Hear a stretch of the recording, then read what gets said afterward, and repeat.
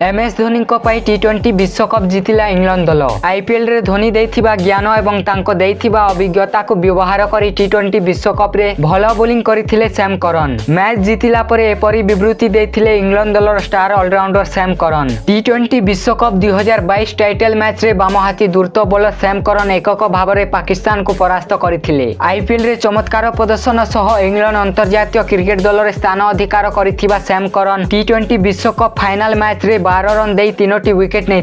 टी20 विश्वकप रे यह तांकर तृतीय श्रेष्ठ बोलिंग प्रदर्शन रही। से पाकिस्तान रो रन मशीन मोहम्मद रिजवान एवं तापरे शान मासूद एवं मोहम्मद नवाजों को आउट करथिले। आईपीएल रे चेन्नई सुपर किंग्स पई पूर्वतन भारतीय अधिनायक एमएस धोनी सैम करन को बहुल भाव में व्यवहार करुथिले। से आरंभ रे सैम करन को बोलिंग दायित्व देउथिले एवं आवश्यक हेले डेथ ओवर रे मध्य सुजोग देउथिले। एही कारणरू चाप को नियंत्रण करिबा शिखिथिले सैम करन। से आईपीएल रो प्रदर्शन आधार रे अंतर्जातीय क्रिकेट दल रे तांकर स्थान मध्य निश्चित करथिले। पाकिस्तान विपक्ष रे मैच जितिला परे से धोनी को तांको सफलतार श्रेय दैछंती।